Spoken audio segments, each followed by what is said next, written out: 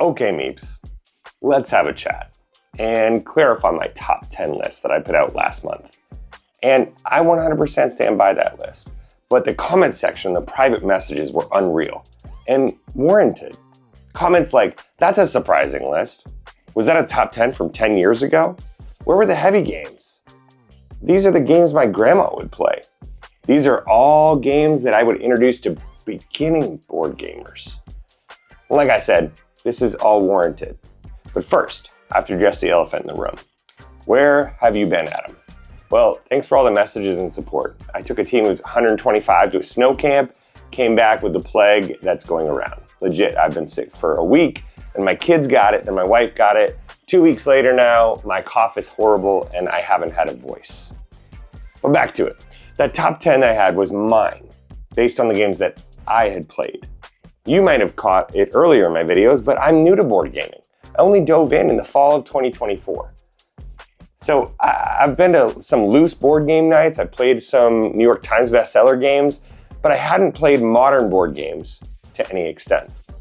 So I know my top 10 will 100% be changed this next year. So here's my list of games that I'm most excited to play this year.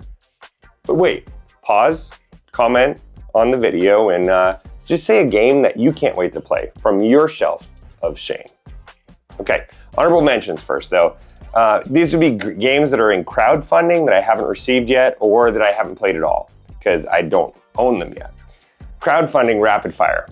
Madkala, Tend, Layers, Bark Avenue, Gems of Iridacia, Above and Beyond, Teotihuacan, City of the Gods, Puerto Rico, Brandon Sanderson's Cosmere RPG, and then games that I don't own yet but I want to get, I want to play. A Feast for Odin, Star Wars Rebellion, and Terraforming Mars. Okay, now that that's over, here's my top 10 games that I'm most excited to play from my shelf of shame. To kick it off, number 10, I'd probably throw in Clank. I love deck building, so let's go collect some treasure, go deep, push our luck, and try to scramble back without making too much noise. For the 2 and a 4-year-old, I feel like this is actually real life, and sometimes, so I'm really pumped to get at it. Number 9, Lost Ruins of Arnak. Every time I look at it, I see Indiana Jones, and who doesn't love an adventure?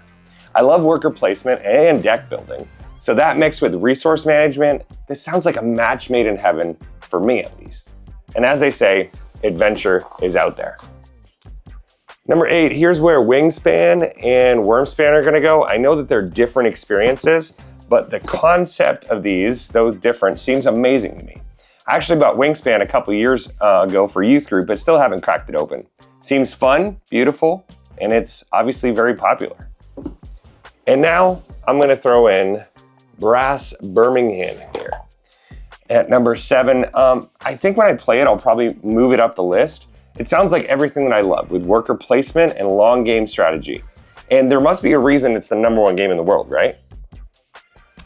Well, number 6, really just want to take my time with, actually. So I want to set it up. I have it as Slay the Spire. I did an unboxing video, which is too long to show, and the components and the cards in here feel amazing. I want to do it justice, and I can't wait to grab a buddy and just go for it. So that's number 6. Number 5 is Ark Nova. Ark Nova, Animals Zoo, there's got to be a reason I've seen it move up in the rank to become the 3rd just in the time that I've been in the hobby. But I've heard that it takes a while to play. Ark Nova. Number 4 is a fast-paced racing game that is sure to get your adrenaline pumping, and that is Heat Pedal to the Metal. Heat is a classic push your luck where you can speed ahead of your opponents, but you gotta watch out for overheating around those corners. I see this one getting to my table fast. Number 3 is Viticulture Essentials Edition. Building a vineyard, having people visit the winery and help you out sounds like a super fun game, and I see this one a lot in top 10s, so I'm excited to throw it on the table. Next up, in the number 2 position, is going to be Castles of Burgundy. I just got this one from Kickstarter, super pumped about it. It's on a bunch of top 10 lists. I'm super excited. It's taking settlement tiles, placing them in your own princedom, and scoring the most points, building your kingdom. and that sounds right up my alley. So the game that I'm most excited to play though, and this one will be a shock for some people that I haven't played it, is going to be Everdell. I love the artwork. I love the big tree. From what I've heard, the expansions are amazing. I have all of them. Tableau building, worker placement, sign me up. I've literally had a friend who set this all up at a marriage weekend I was at, and then we got pulled away. I'm super excited to play it, and again, and again, and again.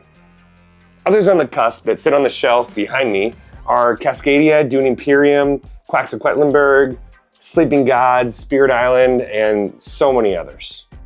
So that's it. I can't wait to update my actual top 10 list next year after I get all of these games to the table. But what about you? What's a game or multiple games that haven't gotten to the table, but you really want to? Let me know down in the comments. I'd encourage you to carve out some time, invite a couple friends over, and make it happen. After all, we were created for community. We'll see you in the next one, peeps. You know, I think Easter's coming. I'll see you in the next one, meeps. That sounds better. Wish I could just play one of these right now.